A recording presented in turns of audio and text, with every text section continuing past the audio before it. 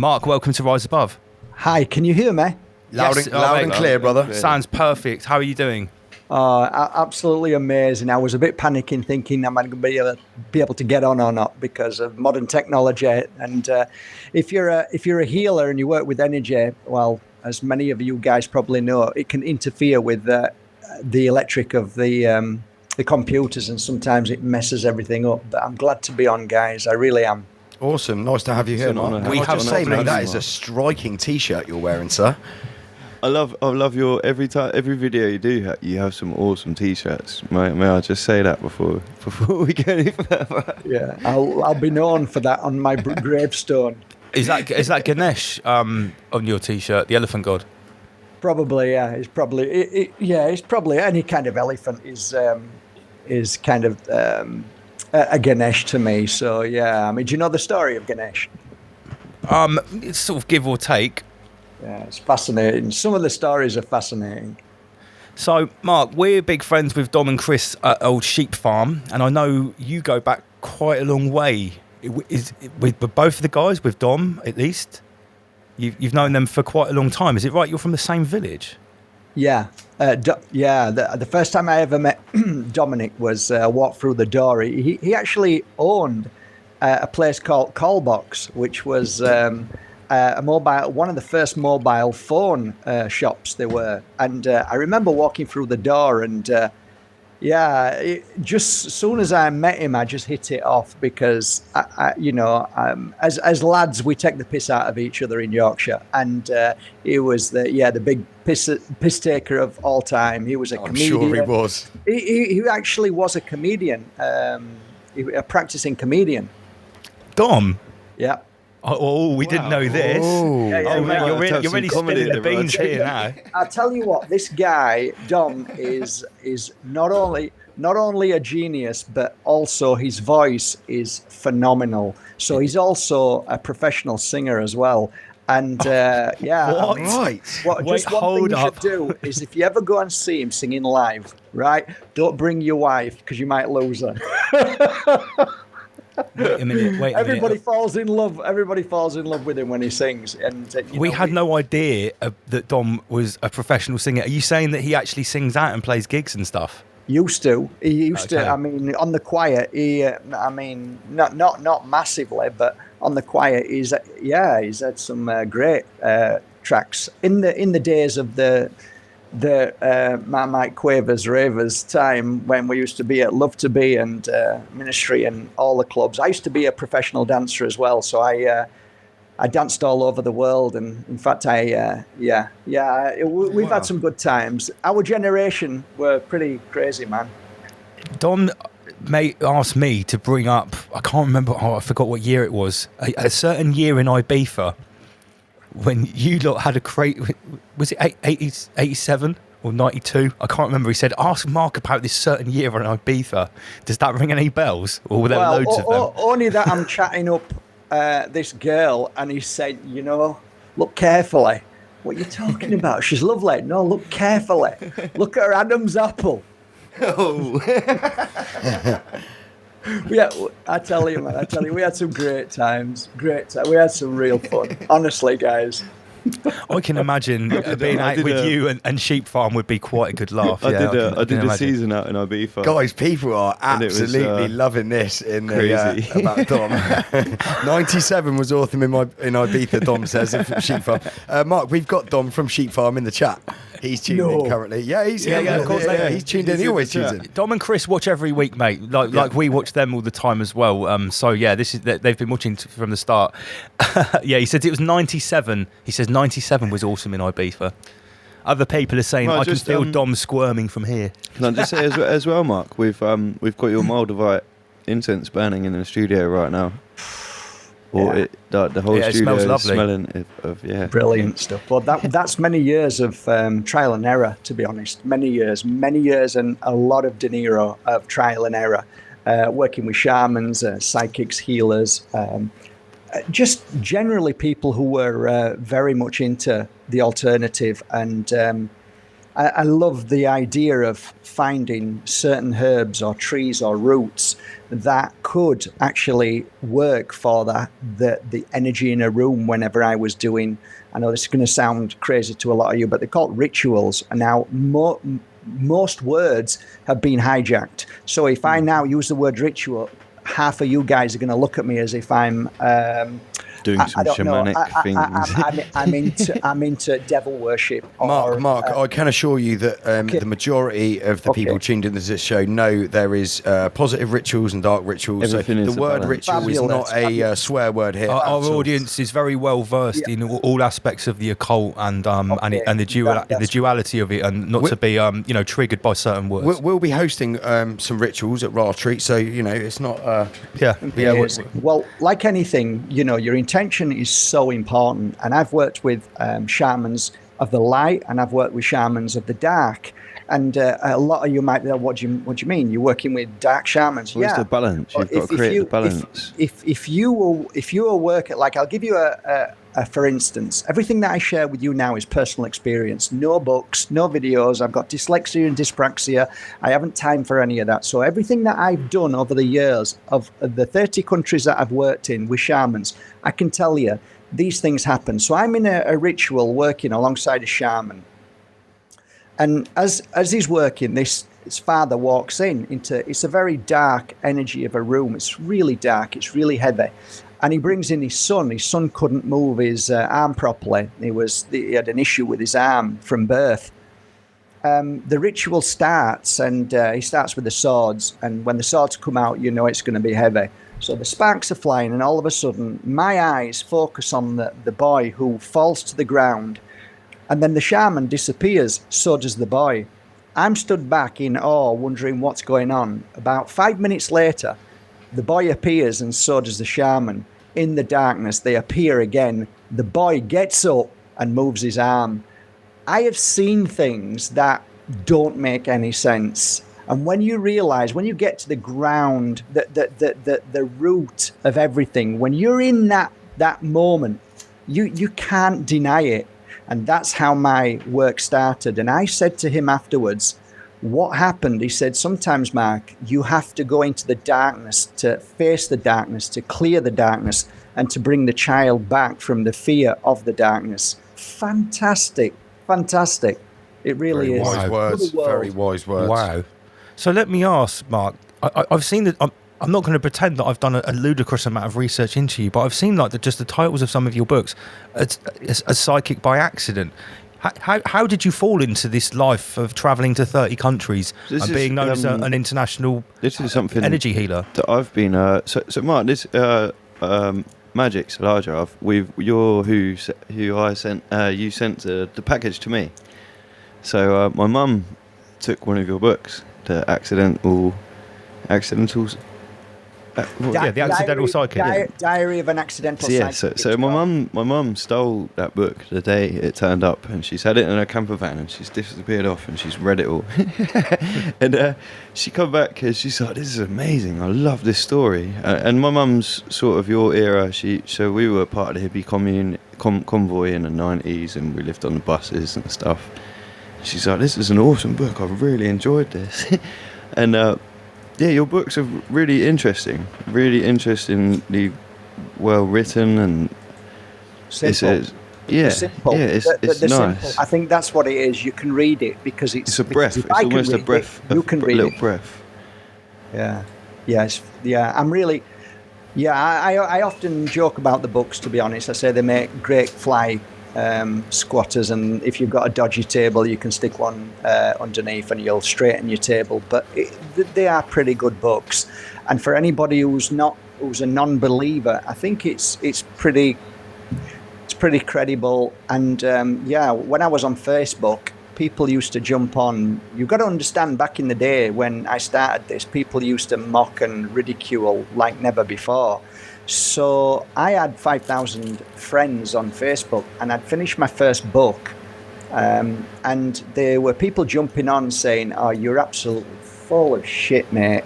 And then they'd go, "You know that story?" And I'd go, "Yeah, that's absolute bull." And then all of a sudden, one of the people that I would have written about in that book would jump on, pop up from nowhere and say, are you actually calling this guy about this story? And then, of course, they turn into greyhounds, tuck the tail in and go running off. So every story that I've written about was from clients. So really, I couldn't really get that ridicule too much, because they'd always come to my rescue and say, but it's ridiculous that I had to fight the darkness with true stories. Yeah, it's a fascinating thing. I've experienced similar experiences. Yeah. But to fly back to Lance's question, it's interesting. So going through how you came to do what you are now. So you was, if I remember correctly, around about your 30s, and you was doing the 9 to 5, all of that. Exactly. And what made you take the switch to where you are now? Because I realized that I wasn't fulfilling my life. So I sold everything on eBay and decided to jump in a transit van, sold all my businesses, actually gave them away. Jumped into my transit van, said hello to... and when was this, sorry? 38 years old. I'm 54 now, so you can do the maths because I can't. I didn't go to school. So would that be the 90s? Is that correct? 90s, 80s, late 80s, 90s? Oh, it'd be 2000s, no? 2000s? Yeah, we're 38 and I'm 54 now, so... So we're talking 22 years? Right, yeah. So no, 24 years? we're talking about the year 2000, about the year 2000, turn of the millennium. Is there 4 of us on here? Because I reckon we could be able to create a new rocket ship. All terrible at maths. And I've got no excuse. I'm not even smoking a spliff. Not that I do anyway. No, that makes me better at maths. Come on. Does it?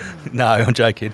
Yeah. So it was the turn of the millennium, Mark. Carry on. Good stuff. It was sometime a few years ago. So I ended up getting into a transit van with my wife then, 2 schnauzers and my daughter. And for no real reason, we just travelled up to a magical mountain here called Mijas Pueblo. We ended up staying here. And from that moment on, in the pain and suffering that I was going through, not knowing who I was, where I was, what my life was about, when the pupil is ready, the teacher appears. And basically, through synchronicity, certain very, very powerful people ended up in my life, either living 2 doors away from me or just ended up on the street coming up to me and saying, it's difficult to say these things because it sounds like, I'm any different from anybody else, but I'm not. I was just ready for a change. I was just ready I knew that my life was going nowhere. I knew it was meaningless. Even though I was jumping on tables and dancing and making people happy, but me, I was miserable inside. And I needed to know who I was. So that was when I looked in the mirror and asked myself, who am I? What am I doing here? What's my purpose? What's life all about? Then the answers come. The universe answers you because the universe looks down, or whoever you want to think it may be, your spirit guides, anything, angels, whatever you want to call it. They look down and say, hey, he's ready now, she's ready now. And I do believe we all have that divine moment where things happen that you can't explain. And from that moment on, my life just changed. And it was like I've never understood any of these things. I never believed in them because my mum died when I was 12 and my dad was an abuser. So my dad abused me all my life. And I thought, well, how can there be a God if my dad's still here and my beautiful mum dies of stomach cancer? So I didn't really believe in a higher power or somebody good protecting us. But like I said, when things happen, like they did for me, you can't deny certain things, even though you try. And the signs that are given to you, at some point, you can't deny them, or most of the times we choose to ignore them because we're worried about our mortgage or what our mates just said about us, or a woman saying we're not, whatever. But it was just the right, perfect time. It was the right moment for me. I'm not saying it should be for anybody else because I gave up sort of everything and came here with nothing, and yet I ended up with everything. If that makes sense. You trusted the universe. Yeah, just let yourself go to the universe giveth. So before that experience, were you sort of like, would you say like a normie? Were you completely alien to the occult, to the esoteric side of life, or did you have any, a taste of it? I had experiences. Yeah, the first experience I had, which I completely eradicated from my mind, was about I was 8 years old and just finished at Greenhead Park bouncing a ball and playing all day. And as I'm bouncing, thinking about the game I'd just had, just as I'm crossing the road, I turned to my right and saw this car. I'm in the middle of the road. I didn't even realise because I'm bouncing the ball that much. And I see this car just about to hit me, and I froze, like you freeze, and like I'm going to get killed. I'm going to get knocked over. You just freeze. And somebody grabbed me from the back of my collar and pulled me back.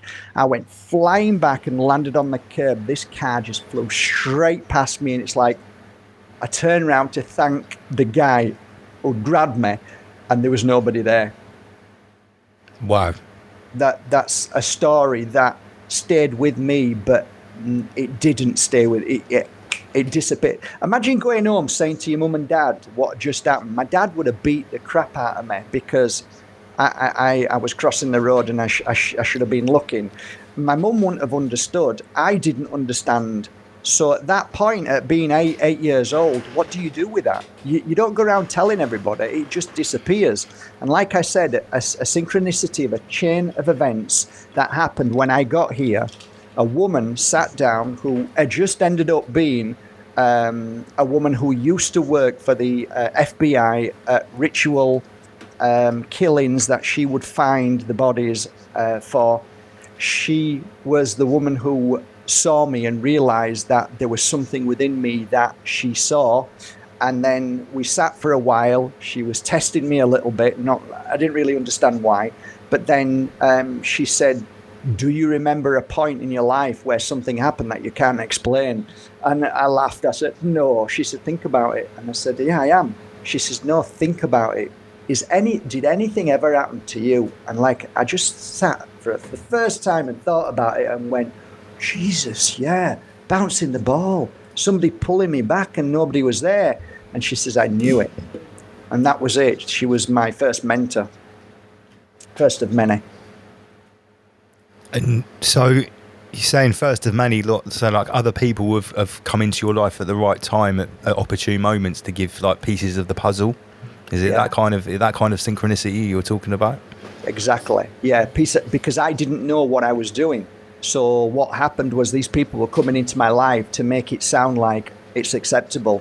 Mark, no, don't worry, that's acceptable. This is normal. Let me explain why.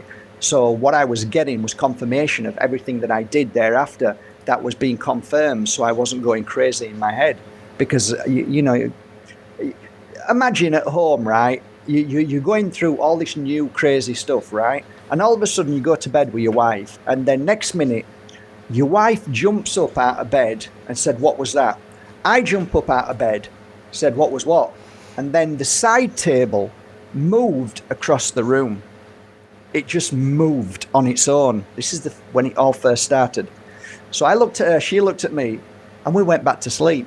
There was no fear, no worry. We just went back to sleep.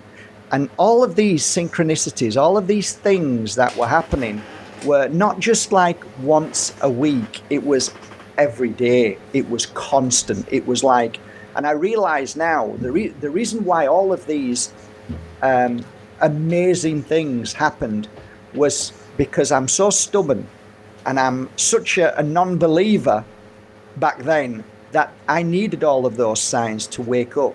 And I needed people in my life to say, "It's okay, Matt. This is normal. This is energy. This is what we can do. This is spirit. This is spirit trapped in between two worlds. These are entities. This is this." So I had to learn all of these things. Sounds like you were really chucked in at the deep end. Totally. Totally. But, when you look at the book, Diary of an Accidental Psychic, there's a reason why I called it an accidental, why I put that word in. Because you often hear people saying, "Oh, I was born with this gift." Like, yeah, we're all born with a gift, mate. All of us. It's just whether we choose to use that intuition or those gifts. So I wanted it. So I didn't want ego in my books. Seeing the invisible.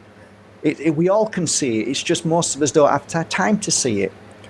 So I'm not into this world of psychics and healers, because there's too many out there who ruin it. So I keep myself to myself. And even today, I got pulled in to that kind of scenario of getting involved in other people, and I had to slap myself and say, stop.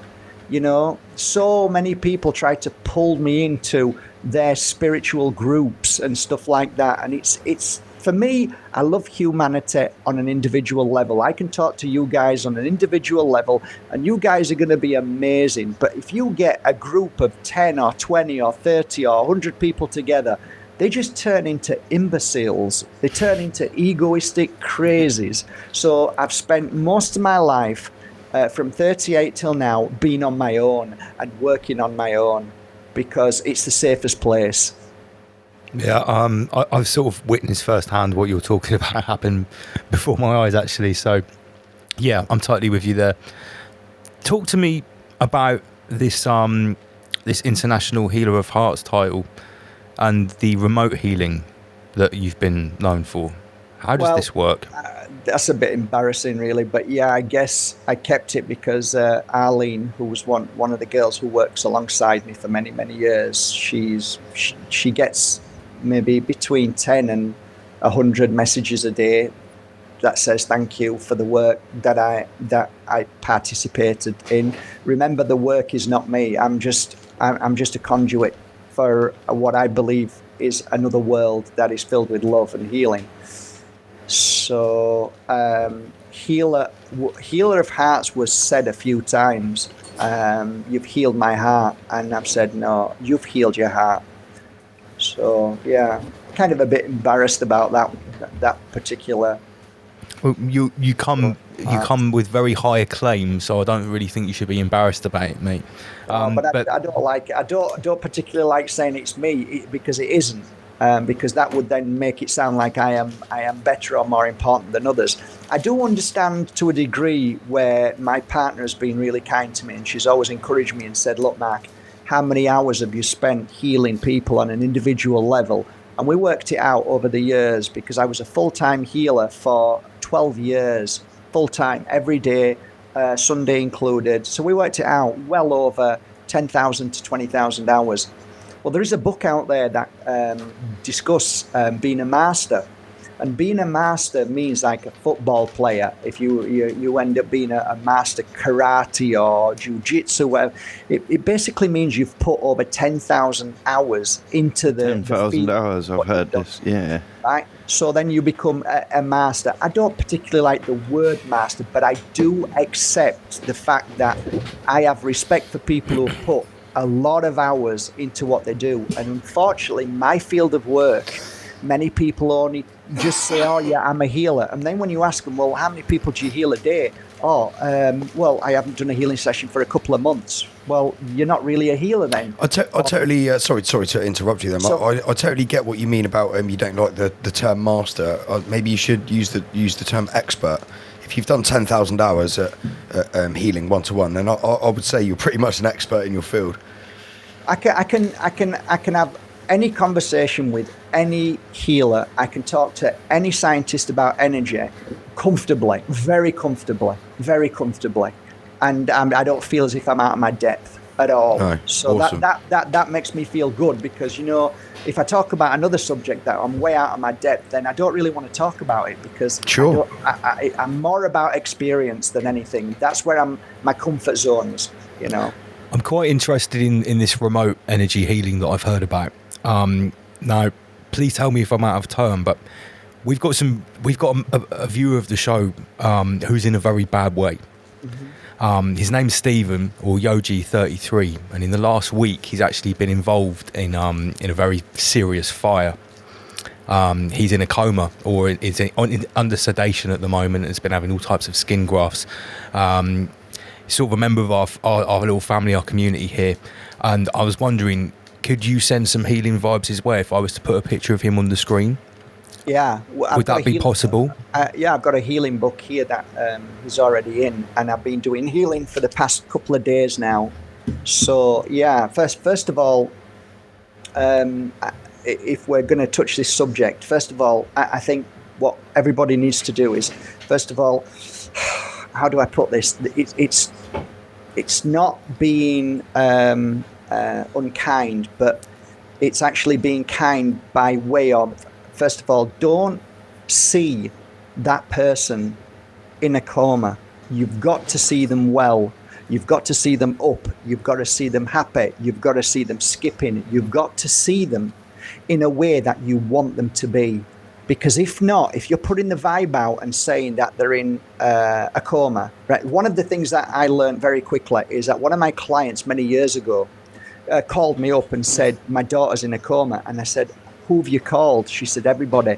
I said, call them back now and tell everybody to see your daughter well up and happy and joking and laughing and skipping. Do that before you call me. As soon as she did that, she called me back. So we started doing the healing work. Within 2 days, she was fine. She was up. She was out of the coma. So without even realizing, we have the power, the energy to actually keep people suspended in a certain state if we see them that way. So the first thing I would say to everybody is, you see that person well and happy. You see them happy. You see them healed. So the healing work's being done. So right at this moment, if you're to ask me to send healing to this person, then there's a reason for that. And that reason is that we have together the ability to help this soul heal from whatever they're going through right now. Therefore, the healing work's already been done. So what we need to do now is just go through the process. So we see this person as you show me a photo of them or an image. So I see that person, and I presume that person's on the screen right now, the guy with a hat on, right? Yes, that's Stephen. That's Okay. Yoji33. So if you all want to work with me now for a few minutes, we can do this together. Okay, so got over 300 people tuned in. All right, guys, 300 people. This could make a massive impact instantly. So what I want you all to do is focus on this beautiful soul and look at him. Look at his face. Look at his eyes. Look at his mouth. Look at his nose. Look at his ears. Look at every part of his body. Then look at his chest. Look at his neck. Just look at him and keep focused on him. Look at his face and draw that face in your mind's eye, because in a second, you're now going to close your eyes and you are going to sit this beautiful soul down in front of you in a seat. So I'd like you to do that now. Close your eyes and see this beautiful man take his hand off his partner and sit down in his seat. His partner's moved to one side, and now what you're going to do is you're going to go over to him, and he's looking at you now, smiling, and you're smiling back.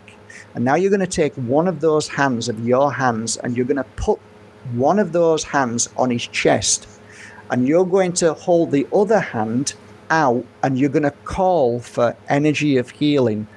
And now you're going to blast his chest, and you're going to blast it that much with light and healing and good thoughts that you're going to make him stronger and stronger and stronger. And you're not going to stop, because your hands are going to start getting hotter and hotter. Possibly the left hand starts to get hotter, or the right hand, but you are now working with energy.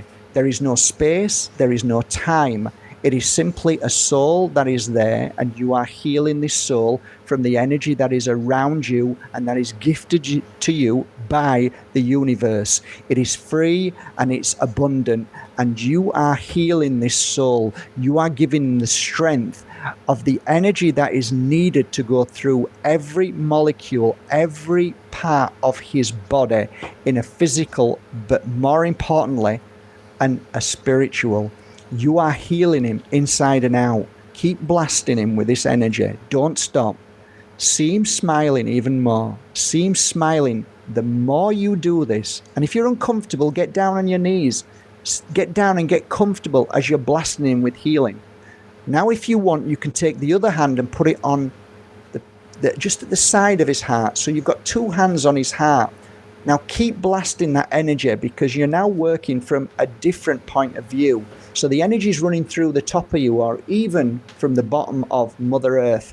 So you're pulling it through Mother Earth, or you're pulling it through the ether. It's coming into you and it's going into this beautiful man, and you're healing him, you're strengthening him, you're giving him energy that nobody could ever understand, but you are doing this.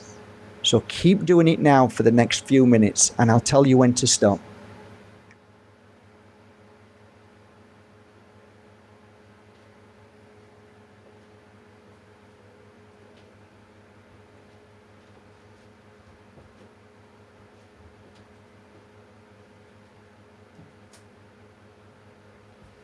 Breathe in through the nose and blow out through the mouth as you do this.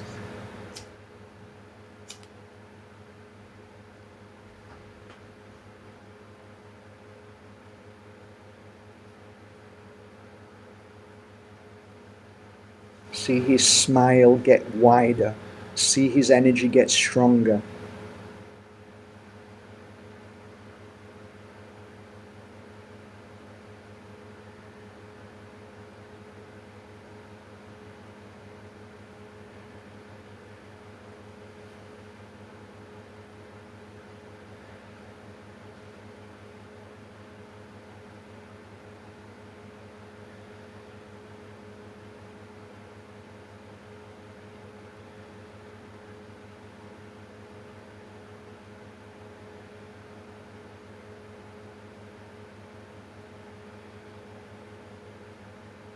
Okay, that's good. You can take your hand away now. You can move back. See his smile. See his joy. See him jumping out of the chair, feeling strong. Give him a cuddle if you want. Always a good thing.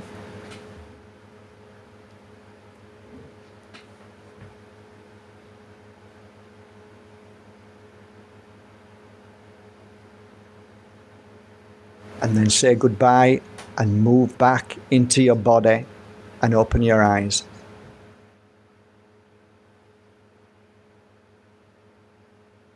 Now please remember, guys, this is the most important thing to always remember.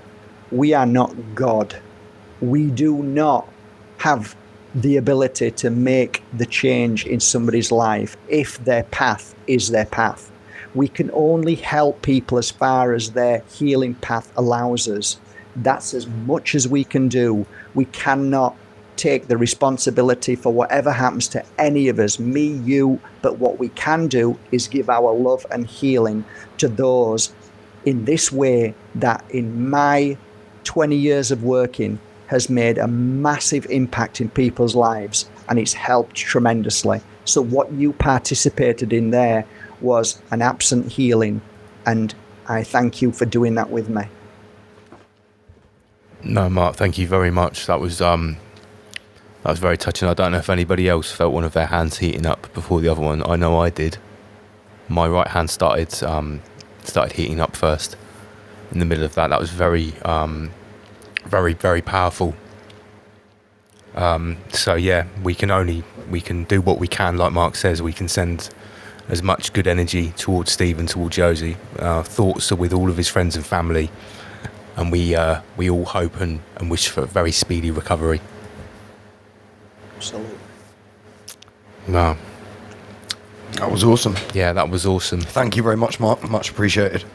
Yeah, and I'm just looking at some of the comments here in the live chat, saying that was very powerful. Some people saying their right hand, some saying their left hand started to heat up first. Just remember, guys, if anything is complicated, it's normally because somebody's trying to sell you something. Everything in life is simple, but the darkness complicates it. So if it's simple, we've been brainwashed to believe that it doesn't work, that it's not good enough, that we need to study something for 100 years for it to be credible.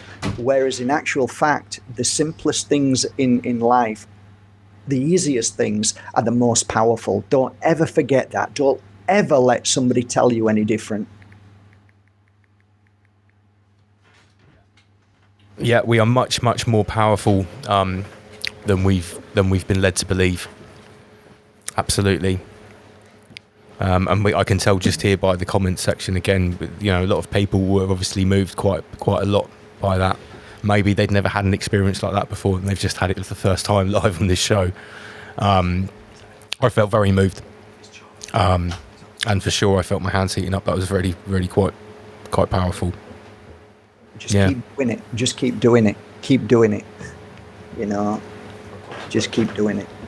Do you think, Mark, at another time in distant or not too distant history, we had these powers which are innately part of our structure that seem to have been switched off in some people, or at least we're told they're switched off? Do you think there might have been a time when they were more accessible to us? Oh, without a doubt. Without a doubt. There's so many people that I've met in this world who talk about family ancestors and the ancient ways of how we used to live. The healers, most of the healers were actually women, to be honest, because their senses are far more stronger than ours. They smell things where we're going, what are you talking about? You know, they've got a great sense of smell and great sense of Mother Earth. They understand how Mother Earth is a healer. They understand what to feed their child and what not to. But like the darkness, the system is such a powerful entity that it's shut down all our senses. It's shut down everything. It's hijacked everything. And when you enter into the world of this kind of understanding of seeing things for the first time, like I did, you know, like the first time you walk into a supermarket and you're 38 years old and you realize that there's nothing on any of the shelves which are food. It's those bomb drop moments where you realize that we've all been hijacked completely. Everything, Mark. Everything has been infiltrated and being used in some way. And the thing is, half the people that work in these institutions and industries and everything, which essentially governs everyone's lives, they half of them don't, or the vast majority of them don't even know they're being used as puppets in one way or another. Especially with the police and military. Yeah, that's the absolute worst. We want to believe that they do, but the awful and simple fact is that they're clueless. Yeah. It's true. It's true. It's, you know, I used to read for a lot of scientists. I used to read for a lot of policemen, and they're clueless, absolutely clueless, because they've been brainwashed, as all of us did. I've studied cult techniques in depth. Like really in depth, and all of these people in these institutions, police and military, it's all cult techniques. They are literally indoctrinated with actual cult techniques, and that's why they're segregated from the rest of society. And fucking that must be horrible for them when they look in the mirror when they're all alone at night. Yeah, I mean that again, like anything else, we all have our awakening. We all have our moment of self-realization, for sure.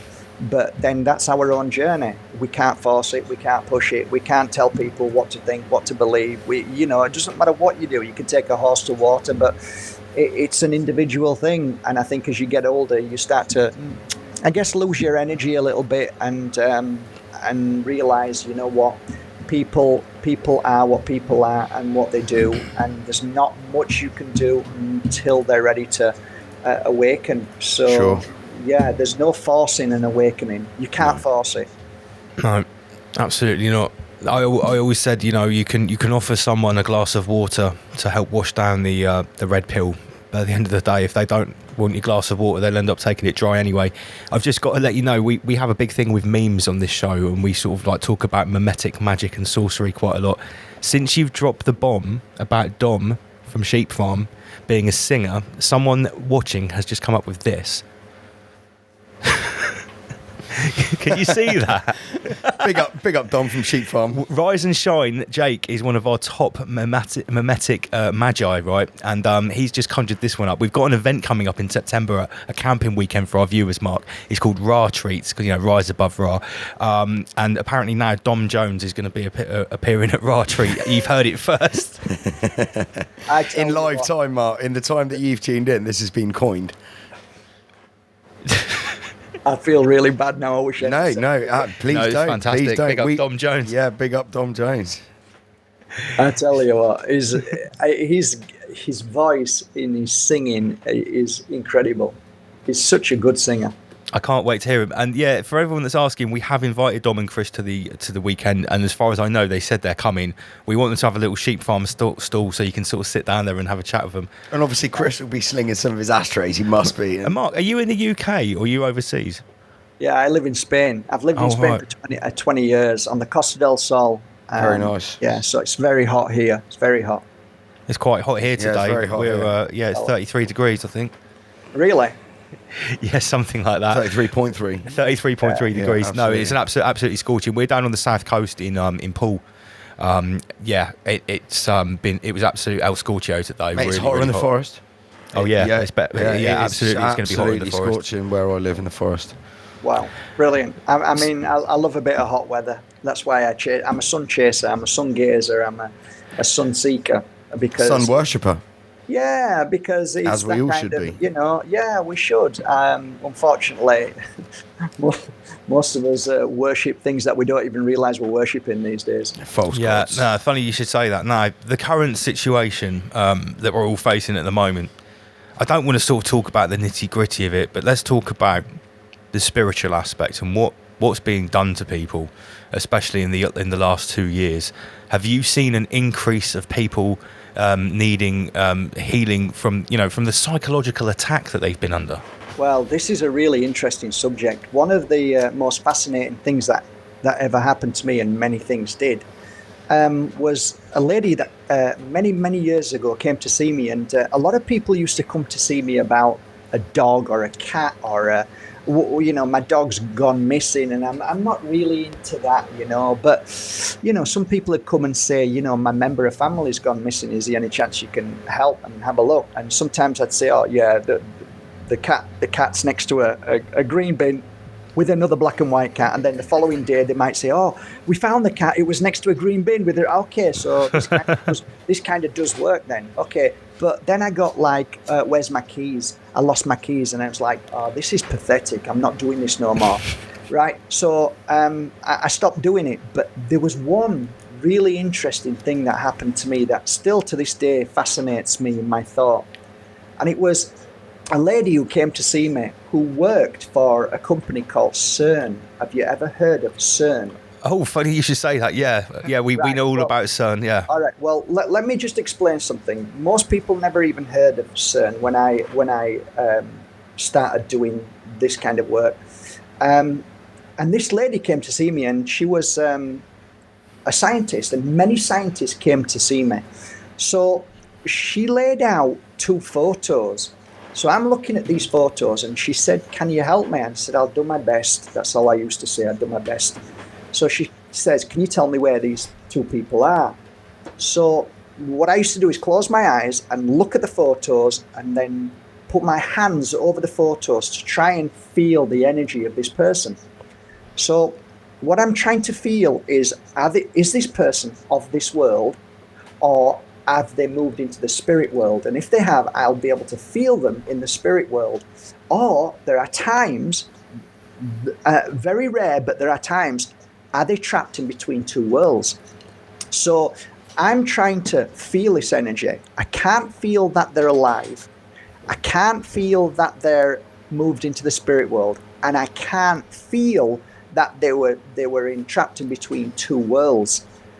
But there was a weird feeling that always stuck with me that I couldn't explain. When the lady went out of the place, I was baffled because I didn't understand what the energy I was feeling was of these 2 people. Anyway, about 6-8 months later, an article popped up, and it was about CERN, and it was about a kaleidoscope that had been switched on, and that there was a group of scientists who were working, and it said that after the experiment, 2 had disappeared in the room. And wait a minute, I've heard this story that they were just a pile of empty clothes left where they were. To that, I've never seen that article thereafter. It disappeared. But I always it did. I always wondered, was it those 2 people? But I guess where I'm coming to from this conversation is that I realized that at that point, when I started working and started seeing that after the research of this kaleidoscope being switched on, there were certain frequencies while I was doing healing work that I was traveling the world and seeing around people which was slightly different than I've ever seen before. I was seeing people reacting in a different way than I've ever seen before. And all I can tell you is that I used to have this saying, if you've ever watched some of my early videos, I used to once say that all roads lead to the Vatican. And then I changed it and I realized all roads lead to CERN. And what people don't understand, and I think one day they will, is that CERN is the center hub of all pure entity, which we should not be messing with. And that's why the world is now messed up, and you're going to start to see things become even more crazy. You do know that they turned CERN up this week. On Tuesday this week, they turned up CERN to higher than it's ever been turned up before. What's happened since Tuesday? Well, this is what I'm going to be showing in my presentation after we say goodbye to Mark, because he's not with us for too much longer. But yeah, since CERN has been turned on this week, it's gone crazy. So you can see, if you've got a presentation, then maybe what I'm talking about are all interlinks to, there may be some truth in this. But I'm telling you guys, one day I'll be vindicated by saying that the purest of evil is no longer the Vatican, it's CERN. And you mark my words, they are messing with stuff that they should not be messing with. And there again is another example of science, religion, ruining humanity and the godlike love and kindness and healing and stuff that we should not be messing with. Yeah. And this is alleged progression. This is scientific progression. I didn't realise that officially they've already found the Higgs boson, which was the official reason for turning on CERN. That's been found now. So now they're actually trying to make dark matter. And did you know that in the Tom Hanks movie, is it Angels and Demons, a terrorist group, a faction of the Illuminati, get 0.2 grams of dark matter from CERN and try to blow up the Vatican? Yeah, that's the plot of the actual movie. It's all a telegram, mate. And until we actually realise that this is all a telegram, they're telling us all the time what they're doing. Because, I mean, what I learned years ago is that this is part of a religion. This is part of what they want. And for me and you, it's unconceivable. That Scientism. Yeah, it's inconceivable to you and me, because we just want to live an earthly life and look after each other and have a good life and enjoy ourselves. Whereas these people, they're on a different level of darkness. That is scary stuff. So, Mark, can I ask you, what do you think they're looking for? What do you think that with CERN? What do you think they're actually trying to do? Ballpark. Like anything else. You've got compartmentalized in any industry, in any company. So you've got genuine scientists who are genuinely believing in what they're doing, right? Then you've got scientists who realize what they're doing, and then they kind of get a change of heart and they start to speak out maybe.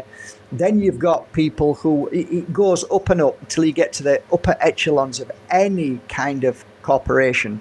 And at the top of any corporation, the very top, they're the ones that basically want to change this cosmos. They don't want what they have. They want to change it. So it's like talking to a psychopath. It's like, why did you just do that? Because I wanted to. Why did you just kill that person? Why did you just hurt that person? Because I wanted to. It makes me feel good. And I get a kick out of it, and there's something drives me to do it. You try and understand what that drive is. You try and understand what that kick is. Well, once you understand that people are like that, only a few of them, but when you understand that some people are like that and driven like that, then you realize that the world is run by these people, not by good or kind or loving people. That's the bottom line. Can I just rewind a minute back to CERN, right? Because what I've noticed in the last couple of days, since CERN has come back into the news sphere, is many people in the truther or awake community, whatever you want to call it, I don't like those terms, they're actually convinced that CERN is a massive hoax. It's just like NASA. It's for laundering money. They say, look at the pictures. It's made of tin foil, just like the thing. Now, from your point of view, are you saying that is completely incorrect? I am 100%, because I read for at least 4 scientists who work there. So, no, sorry. So what you're saying is not only do you feel from your intuition that it's a seriously evil operation, because you've actually done readings for people that work there and they were totally off the scale, like nothing you'd seen before. Well, I didn't tell you all the stories, but one of the stories was one particular. I read for 2 ladies who worked there. One of the ladies that I read for had genuine concerns, and I could see it in her demeanor, in everything about her. And she left. She worked there and then left. She couldn't cope being there anymore because of the things that she was seeing, politics and all the other things that were going on. So it was a genuine working environment where she worked, and they were genuinely looking at particle and all of the other stuff that there's so many things. Were many of them having like supernatural, paranormal experiences? Loads of them were getting paranormal experiences. That's why they came to me. So they weren't just worried about the ethics or the danger of ripping a hole in the universe. No. They were actually having, like you watch one of these sci-fi movies where they're doing that kind of experiment, and then they start having this weird like horror movie happening in the sci-fi movie because they've opened a portal or a gateway or something. Yeah. Maybe not that extreme, but to a degree that when you're feeling somebody and you're reading for them and you know somebody's energy and you feel them, you know that there's some fear here and there's some worry, and their lips are tightly closed and they're not saying anything, but they when somebody knows something and they don't want to say anything because they're going to get themselves into trouble. That's how it felt. Yeah, sure. Right. Well, imagine the disclosures they've had to sign, the NDAs. That exactly. So, anyway, it will be revealed in as and when, if it's meant to. If it's not, then it continues, and our path, our journey as spiritual beings have to get even stronger. We have to look after ourselves. We have to become more vigilant, more healthy. We need to work very hard towards bringing our energy to a level that causes a disruption to the darkness, so the darkness doesn't infiltrate completely. And I think there's a lot of beautiful people out there in the world, but I do think a lot of people are being hijacked again by another misleading poison that has caused great harm to people or will do. So it's a never-ending battle, and if you can't see what's going on now, then it might be a bit too late. You're probably already a victim of it. That's what I say. I mean, it's sad to say, if you haven't worked it out by now, if you're not at least questioning everything, then it's probably, the chances are you might have already done yourself in, or you thought you were helping yourself. I know that you're fully versed in what you can and can't say on YouTube, so I don't need to give you the lowdown about code words for the older special serum and stuff like that. I sometimes forget, but yeah, you're right. It's just, if anyone says the V word, we digitally slap them around the face around here, Mark. I'll feel it as well. and a metaphysical slap. No, we have a little button or something. So interesting times, and I can't imagine what it must be like for someone that's in tune like you, who is an energy healer, who you're obviously accessing extra levels of perception than most people, so I can imagine it's even more of a roller coaster, right?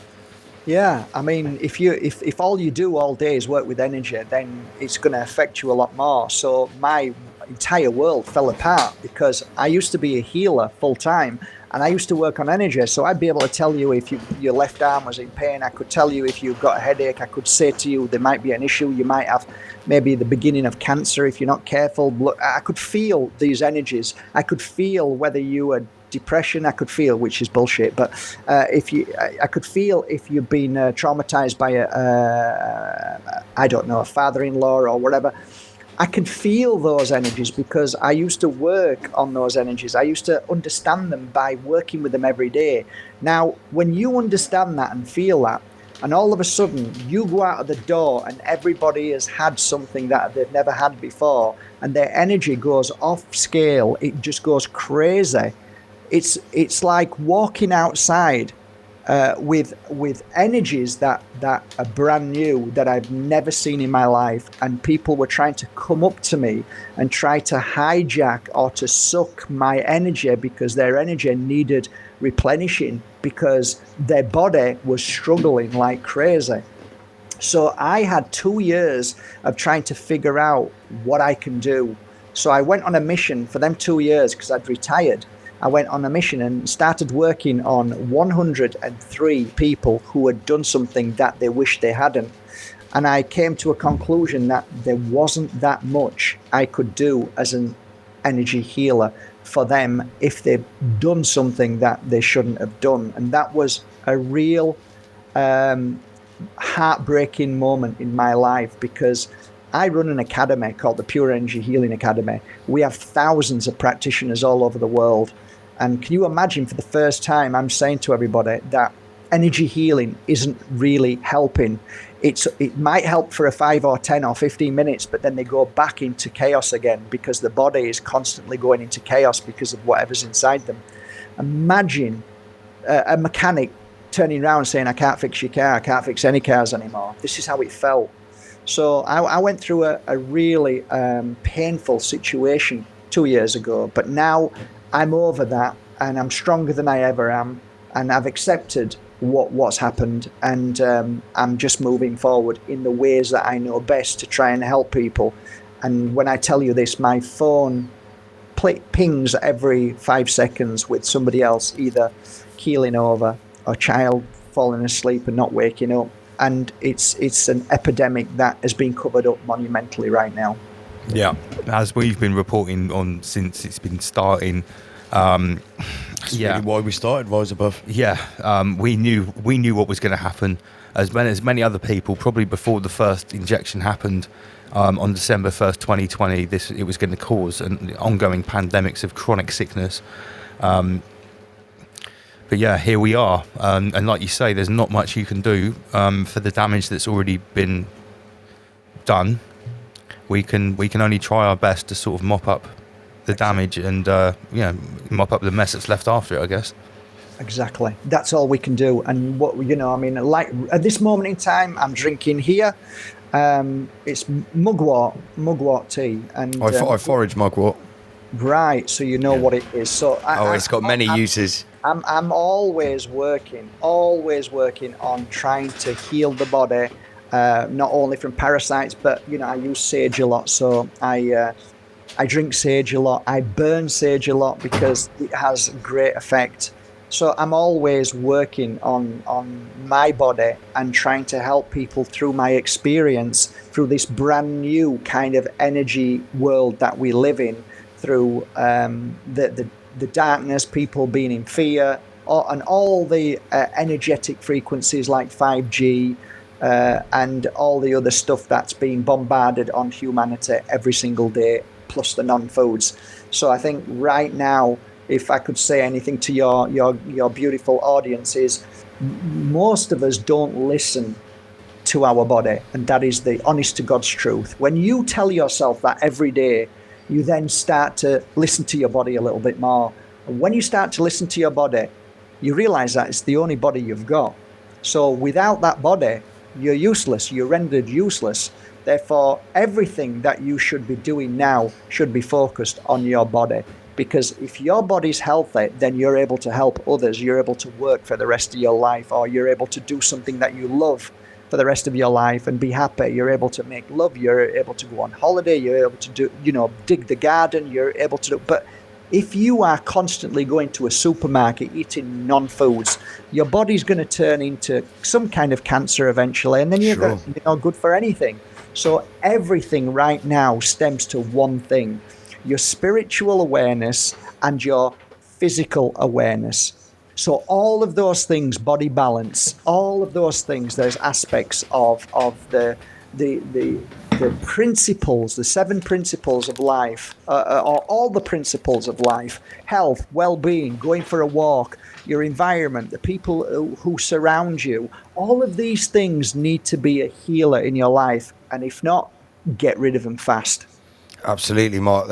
I mean, we've really got it coming at us sort of from every angle. We've got polluted air, polluted food, polluted water. Everyone eats chemicals. Everyone, the chemicals in people's toothpaste and mouthwash, literally chemicals to wash your hands with. And now this hand sanitizer, dishwashing stuff. Hand satanizer, as we like to call it.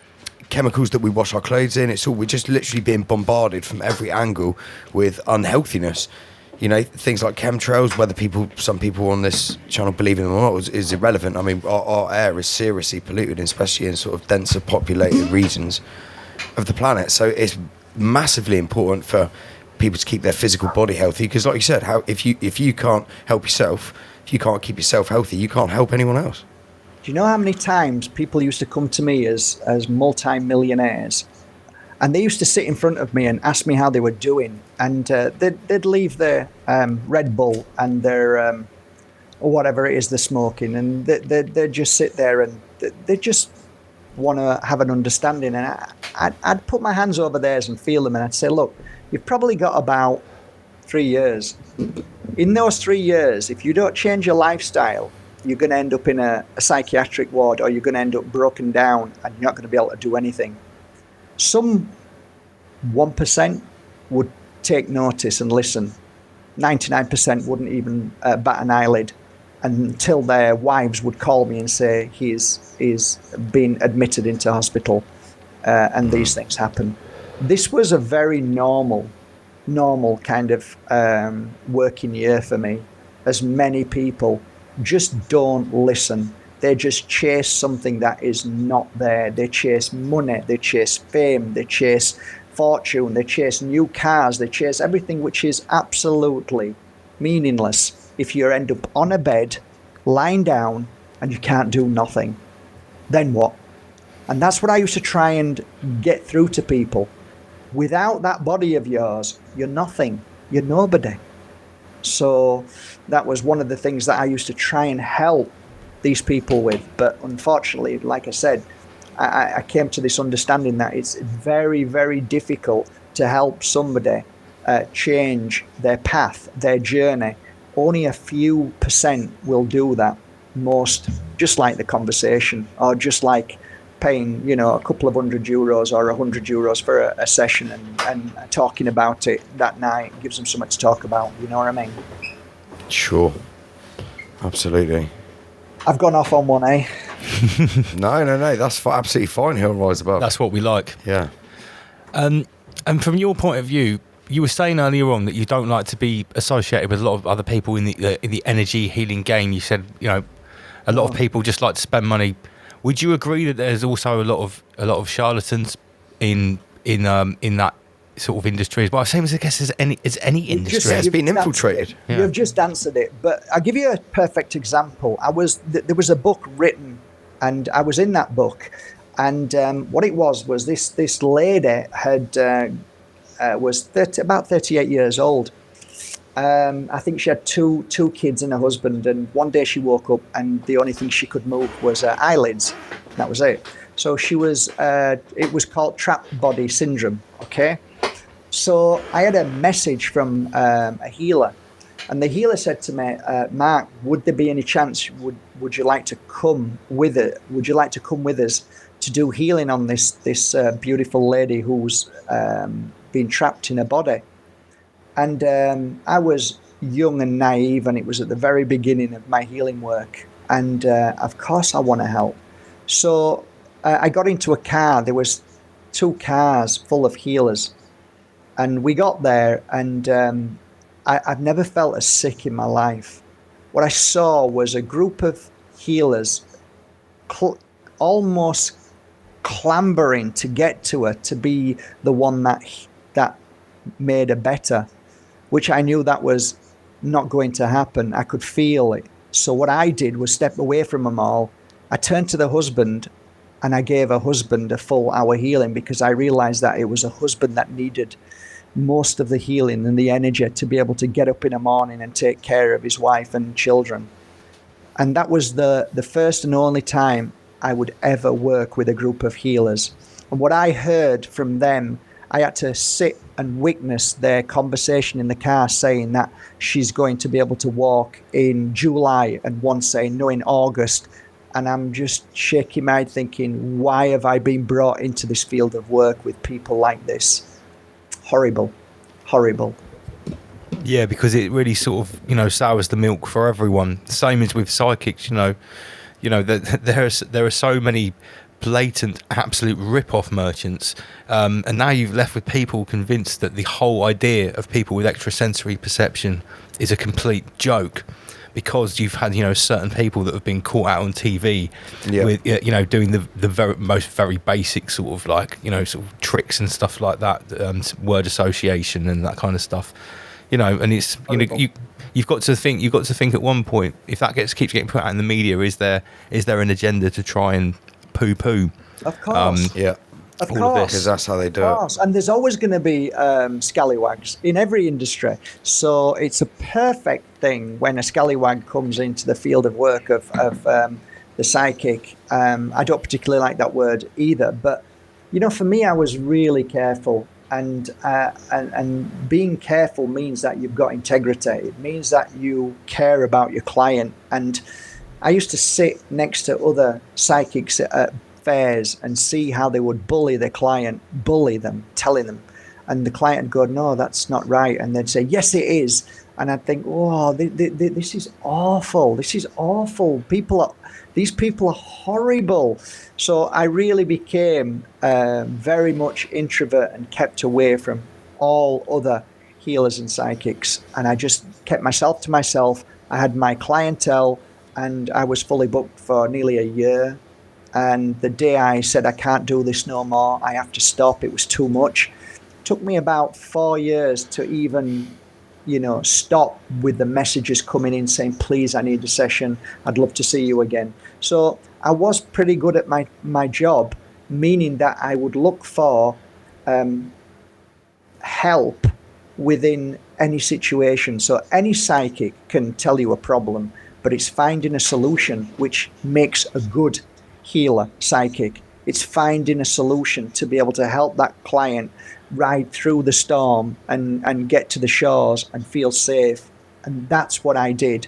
I wasn't claiming anything. I would never let anybody tell me their name. I would just close my eyes and read for them for 1 hour and then open my eyes, and that was the information I gave them. That was a reading. That's how I did it. I wouldn't allow them to give me their name. I would not allow them to look at me as I close my eyes and then read. But like I say, I don't read like other tarot readers, because my cards are not actually like tarot cards. They're nothing like it, and I don't read like tarot cards. I read completely different. I pick up a single color. I pick up a single symbol. I pick up a thought, and that thought will then move into a whole story. So somebody will say, I thought you were going to read the cards. And I won't have even picked one up, because I'm already reading and already feeling what needs to be said and done. So yeah, sometimes. At the end of the day, the cards are just a medium. They're just a method of transmission. Exactly, and exactly. But the thing is, everything's been hijacked. Everybody's it's all evil. Everything that you do comes from the devil. Yeah, okay, mate. But that's from a lack of study. That's unread people who think that. It's normally a religious and dogma-based. It's all, But that didn't really bother me so much, because, to be honest, I was busy doing my thing, so I wasn't really. I didn't have time for any of that anyway. Let me just expand on that thought for a moment. Cut the religious zealots out of it. Would it be fair to say that if somebody starts opening themselves up, starts working with energies, maybe starts doing rituals, maybe starts invoking certain things, that there is a possibility that they could start dabbling with some dark energies, they could invoke a negative entity? So is there some truth in the cautionary tale that if you are going to start dabbling with the occult, you do need to know to a certain extent what you're doing, because you do open yourself up to potential threats. Is that a fair comment? It is, because you can say the same thing about children growing up, and when they get to puberty, all of a sudden they can start picking up on spirit or negative energies and things like that. So it depending on how our antenna is functioning and working to whether we attract certain energetic frequencies or negative energies or spirit trapped in between two worlds and so on. So the problem with this conversation is it goes down 1,000 avenues, and people want everything cut and dry, and it isn't that way. So depending on, if you're on ayahuasca, it depends if you're doing a deep meditation with your breathing. It depends if you're really attuned and you're healthy and you're really well. Depends if you're on medication, drugged up. There are so many aspects of how we can invoke an energy that might be a little bit challenging. I've had personal experiences with the spirit molecule, and not all of them have been good. No, and that's why I try myself as being experienced with it. I know what you should do, what you can't do. But did you learn from that? Yeah, damn right I learned. There we go. I learned lessons that will stick with me for the rest of my life. There you go. Exactly. I mean, I still think that we still should experience life, good or bad, happy and sad, and sometimes scary and sometimes not. I think it's all part of the journey. But ultimately, you have a choice. When I was a kid, we got a Ouija board out. Well, my friend did. And I was the first one to run out because I knew something was very wrong. And my friend hung himself. So I knew, even as a kid, there's certain things. Your spirit, doesn't matter how young you are, your spirit knows certain things. And when I was growing up as a kid, I used to wake up at 2:00 every morning. I knew there was something at the bottom of my bed what wasn't happy. That wasn't nice. That wasn't what wasn't there to make me feel good. So we have that inherent ability to feel things around us. But because we've been told that if you can't see something, it's not real, then we've got this terrible gap in the world of not understanding energy, not understanding spirit, not understanding spirit trapped in between two worlds. Wow. I think deep. Yeah, nailed it there. Deep. Now, Mark, I'm quite conscious that you only said you had time to come on for an hour. Yeah, I'm hoping that I've done okay for you guys. Oh, well, listen, I think we gave you the caveat that you can go straight in with our audience, and you really did.